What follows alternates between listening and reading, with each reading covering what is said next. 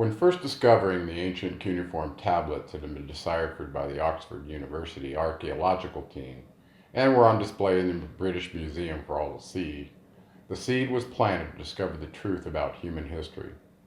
After researching the topic from the year 2000, my first book, The Anunnaki of Nibiru, was authored and published September 2013.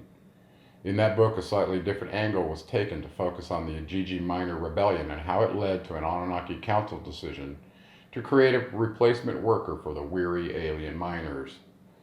This hybridization event was detailed in a very important document titled the Atrahasis.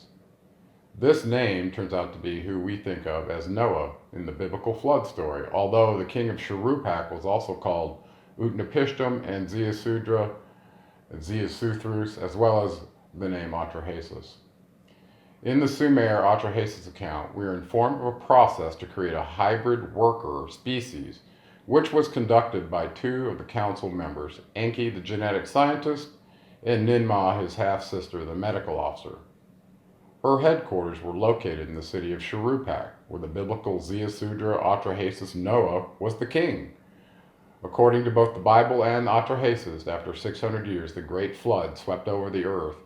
This flood account precedes the Bible by thousands of years and is full of illuminating detail about the Anunnaki decision to keep silent about the natural coming destruction. Going back to the hybridization experiment in the Atrahasis, it occurred to me to ask some hard questions. The first of which was, if the previous workforce rebelled as enslaved miners, how do we make sure, from the Anunnaki Council perspective, that another uprising will not happen with the replacement workers? I cannot emphasize enough the importance of this question, as it leads to the hypotheticated genetic design constraints which we as human species carry with us all. Another way of stating this truth is that our DNA code is a subset of our genetic creators and is clamped in a fashion to implement a master-slave relationship. For example, in the Bible and in the Atrahasis, it is stated clearly that our DNA was clamped for the maximum lifespan of 120 years.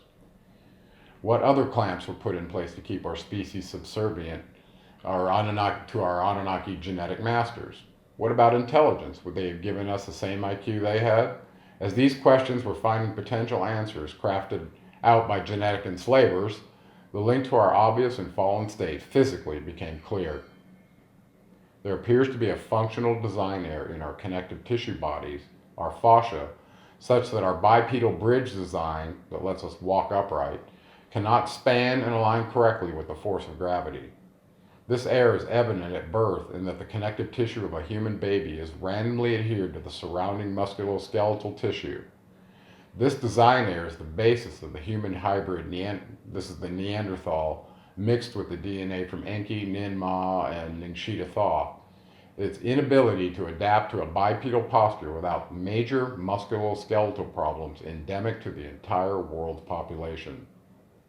Let me explain with an analogy from the natural world for your consideration. Following a 9-month gestation period, a baby is birthed. The baby is helpless relative to the gravity field for some months, then begins relating to the horizontal plane of the floor on the stomach, which is termed creeping. When movement is added as the baby scooches along the floor with its head elevated, but with the lower body slowly adding motion to move along the ground. In this formative stage, curves in the cervical spine of the lumbars get their first experience with the force of gravity and its impact on material form, to include babies. They struggle to move against this unknown and threatening force that keeps them from just standing up and walking right away. Next, the baby progresses to the crawling phase, in which the knees make more contact with the ground to make it easier to move along the horizontal plane, still relating the pressure sensation from the knees and elbows in a coordinated but learned way of traversing space in a fragile avatar baby's body. As the baby elevates its head to crawl on the floor, the lumbar spine begins forming its equivalent curve to match the cervical vertebra, as they curve to support the cranium. Once crawling process is accomplished, the desire to get vertical kicks in and the child will begin grabbing onto objects to use the arms and legs to attempt standing. This process takes a while, usually 7 months to a year for most kids. Progress transitioning from crawling to standing covers quite a range in months, but most children can walk unassisted by the time their first birthday. Once standing, given the force of gravity operating vertically, the head finds its place atop the other stacked blocks that compose the bipedal avatar design. The head can only stack, I want to repeat this, the head can only stack as well as the blocks below. And given the fascial adhesions and random bodies that result at birth, the transition to bipedalism is fraught with musculoskeletal problems that can form patterns that last lifetimes.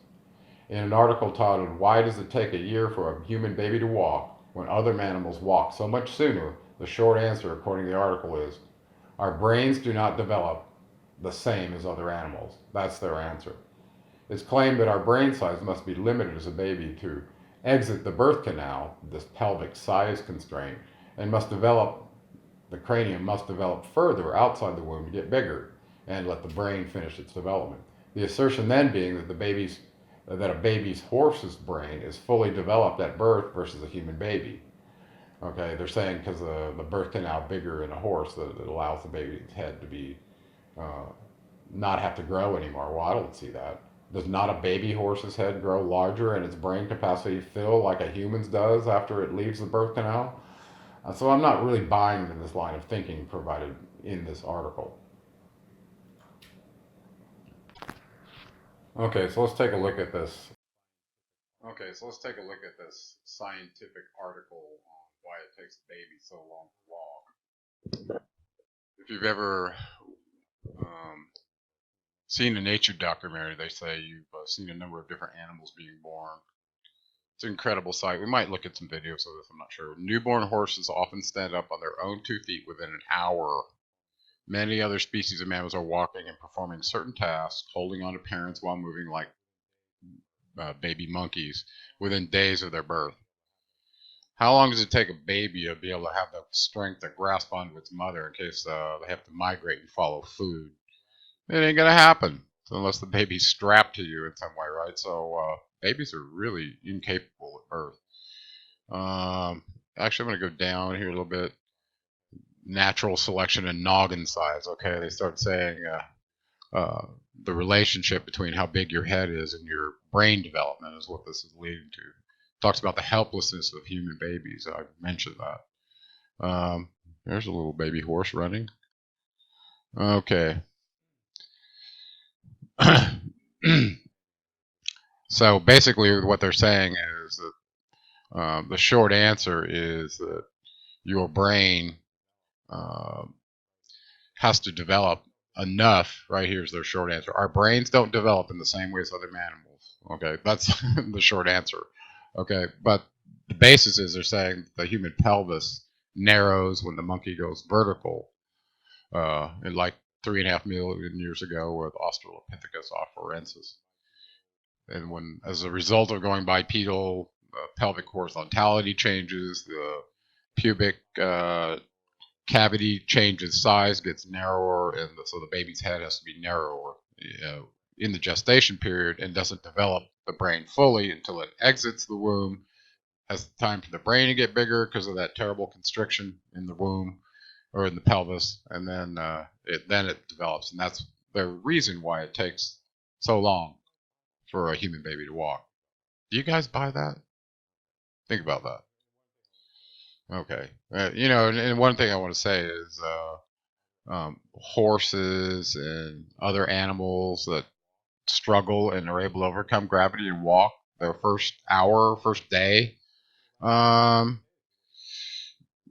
if that's the case, and what they're saying is that your brain has to develop to do this. Well, how come a horse couldn't do it right away? Why did it have to learn as it's pushing against its limbs, feeling the pressure, training its motor cortex, and then suddenly it can stand? Well, why can't a baby do that? Is its motor cortex not trainable, or it's been put in delay mode?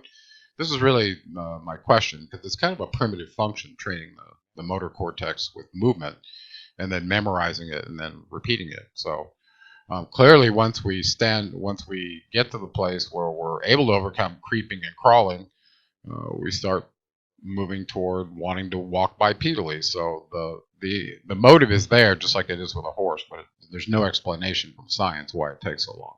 Okay, so I'm going to stop that. Okay, we're going to look at a different one.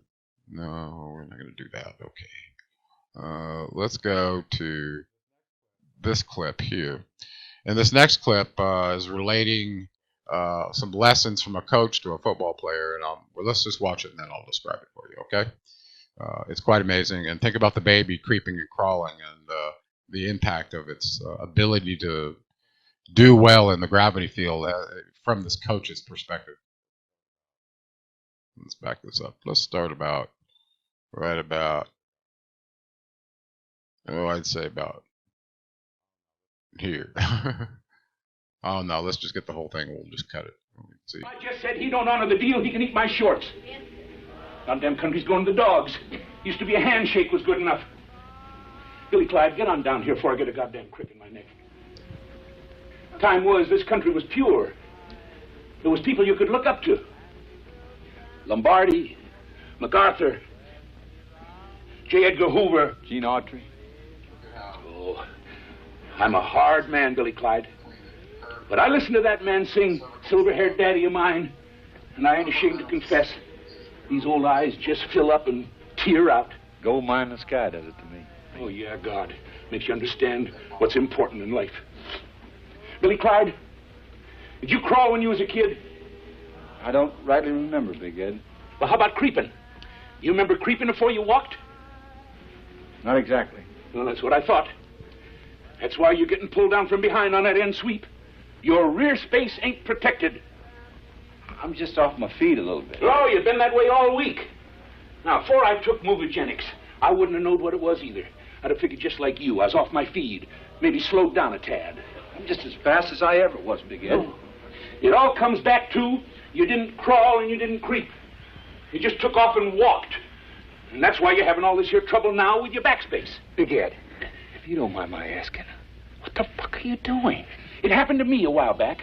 I started feeling slowed down, peaked. Heh, almost got hoodwinked myself on a couple of big deals. Well, thank the Lord I found Movigenics. Who? This here, what I'm doing is Movigenics, Billy Clyde. It's the best thing ever happened to me. well, it just looks like you're crawling to me.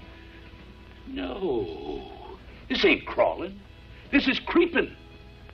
This is crawling. Yeah. Of course, I don't do it in public. The average run of people wouldn't understand. Hey, Billy Clyde, you know old H.L. Hunt himself creeped for 6 full years before he died? Big Ed, I ain't in any kind of trouble. You out of line with gravity, Billy Clyde. That's your trouble. Now, a man gets born. The natural way is to start crawling and creeping as soon as he can. That way he gets himself back in line with gravity. Now you get that settled, you're ready to stand up and walk. Ready to move forward with the safe knowledge that he's protected on all sides, including the backside. You without that knowledge, Billy Clyde, you sure as shit going through life unprotected, unhappy, and unhelpful to your team. You want me to start creeping or crawling? You ain't got the time. Got a big game coming up Sunday. Ain't nobody can creep or crawl himself into line with gravity for then. No, we gotta go on to emergency measures. How about humping? You're gonna get pelfed. Not this Billy Clyde bucket. You don't even know what it is. I don't like the way it sounds. Well, Billy Clyde, you can take your pick. You're gonna get fined, or you're gonna get pelfed.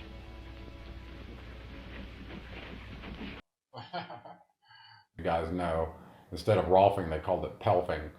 And he does, there's a clip in the movie where he goes to see an old German woman who jerks him around a bunch and he barely can walk out.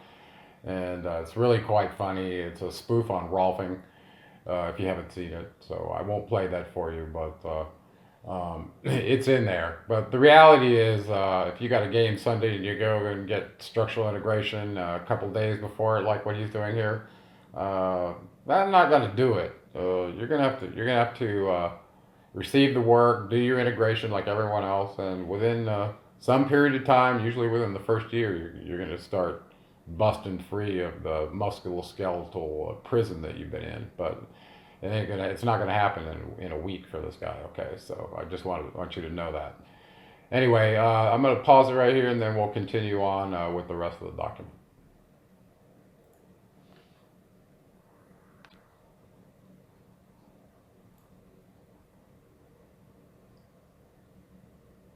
Okay, so we just saw that funny clip starring Burt Reynolds in the movie Semi-Tough from 1977. And the plot includes a scene in which a football player, Burt Reynolds, is having problems with gravity. He's a receiver in the game, and he keeps dropping the ball. And the coach has some recommendations. He believes that since his player did not creep and crawl enough before walking, that he does not have control of his pelvis and is dropping passes as a result of his lack of relationship to gravity. And there's some truth here in that the knees and elbows need a lot of stimulus based on our adhesions at birth in our fascial body to break up the adhered fascia that we're born with. So given there's little time before this next big game, he says it's Sunday, we're assuming it's close, the coach implements emergency measures and sends the player to get pelfed. And this is really funny. There's another clip in the movie that shows him going to see this professional woman. She's elderly. She speaks German. It's a spoof on Ida Rolf, who was German. And she does the work with him and does some really funny things. And then as he leaves, he acts like he can barely walk, like she just gave him the business, right? Totally. And the reality is, what I want to tell you folks is you could call structural integration an emergency measure. I think of it more as preventative medicine. Why wait till the emergency to do this? Okay, but the reality is, after you get even a basic 10 series, you're going to be in transition for a very long time, the rest of your life in actuality. But the first year or so, depending on where you are in your relationship with gravity to start, will determine the speed at which you're going to feel these changes. So it's going to take a while to experience changes and integrate that with movement, and then be able to protect your backside there, Bert. So even though the coach thinks differently, and it's an emergency, that's generally not how structural work is used, and it's definitely not used for acute illness or acute injuries. Okay, it's usually more for chronic stuff where the fascia is involved. Okay, where it's had a long time to act like it's hardened and gotten like bone.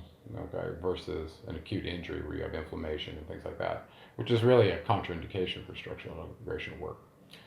Okay, so we can survey some other life forms on planet Earth, or Ki, which was the planet Earth called by the great Anunnaki in their relationship with gravity. So starting with a horse, an herbivore, they give birth, and usually the same day they can stand and walk, and we saw that in this article. And that actually goes for many other quadrupeds in nature, like cows and zebras, and as well as other migrating herbivores, because their newborns have to be able to participate in the herd ventures. So if the herd's going to migrate and go out chase food somewhere else, they got to be able to go along. So they've got to be able to move themselves, because nobody's going to carry them. So why can most animals, I mean most, find a relationship with gravity so much faster and without musculoskeletal problems in their populace than humans? This is a fundamental question. It points right back to some problems in our design genetically, and we know where that leads, right back to the Anunnaki. So is it reasonable to accept that it takes an entire year for a human baby to accomplish what other animals do in the days? Think about this deeply. It is not normal in comparison with nature's creatures. Why does it take so long for a human baby to transition to standing and walking? Okay? In comparison to nature, my surmise is taking a full year to form a functional relationship with gravity such that a bipedal form can move normally. This is absurd. At least it is to me. My premise has always been that given it is manifest at birth, disordered fascia is a design flaw which, if further exposed by applying structural sight to the fallen state of humanity, this condition becomes obvious, including all the world's races. Okay, nobody is being taught how to relate to gravity before they have this relationship with it when they learn to stand and walk as a kid. And this is a real problem, and I've seen this everywhere I've gone. Okay, so I think I'm going to pause right there for now, and let you guys ponder that for a moment and see if you can come up with a reason why you think it takes a human baby so long to learn to walk.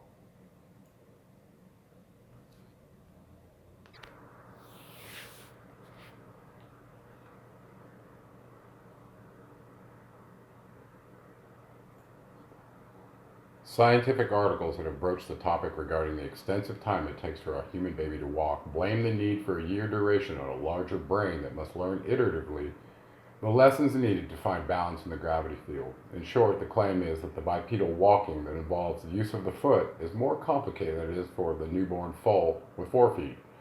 If that's true, then the human baby would be learning about gravity by experiencing its own weight at the support points in contact with the creeping or crawling plane, usually the floor, for a very long time.